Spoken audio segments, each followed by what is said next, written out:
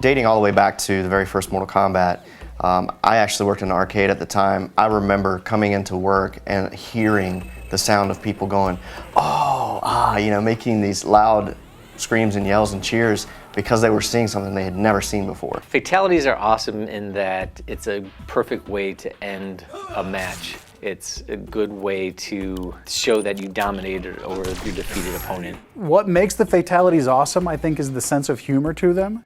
And I know it took me a while to get my arms around the mentality of them myself. And it's, they're very graphic and very disturbing and disgusting, but there's an underlying humor to them that certainly is what defines my favorite ones. I think a lot of the casual players, specifically pick up Mortal Kombat, are always looking up, what are the fatalities, how gruesome they are, even finding out, like unlocking them through the game and stuff like that. Initially, we try and come up with a brainstorming session, kind of get some ideas, or think about stuff, and then we kind of all get together, kind of bounce ideas off each other a little bit, and kind of formulate one really great idea out of all of us. And from there, we do a couple practices, try to figure out the timing, things like that. We go in the studio, we shoot the actual motion. From there, we take the data, process it, get it into the computer, exaggerate it well beyond whatever we shot so that we get this really great performance with all the gruesome, brutal things that people come to expect from Mortal Kombat.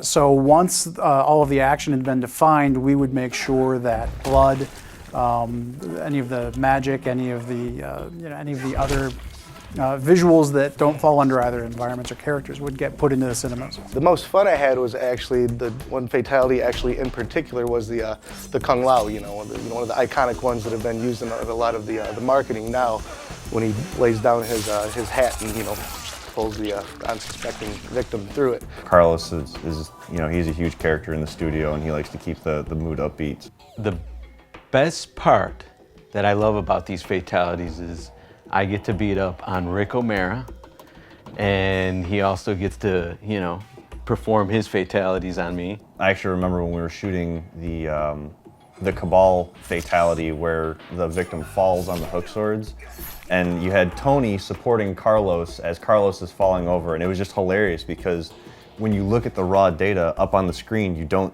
see Tony there, so he fell and it looked so perfect. It was hilarious.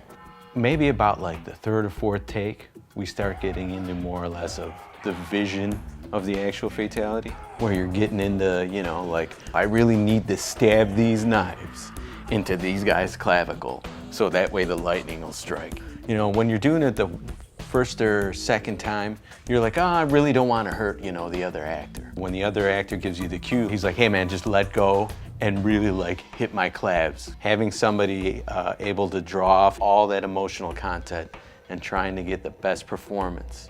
My role on fatalities was to make sure that once everything else was in place, that we had visual effects for the fatalities. So once all of the action had been defined, we would make sure that blood, any of the magic, any of the visuals that don't fall under either environments or characters would get put into the cinemas. Probably my favorite and most successful effects are the ones where we involve the most sleight of hand. The classic reptile fatality, getting his tongue to work, was one of those real coups. We use basically a beam, just an ability in the engine to draw a mesh from one point to another, basically attaching one end to Reptile's head and one end to the victim's head, and then introducing material-driven noise to that to make it seem as though there's an elastic tongue where really it's just a code-driven mesh that's going from one point to another. Some of the key points that we really try to focus on is to make sure that every fatality fits into the same look and feel as the others. We don't want one or another to kind of feel different. One of the fatalities that gave us a lot of trouble early on was the sector fatality, where all the missiles fly out, and we had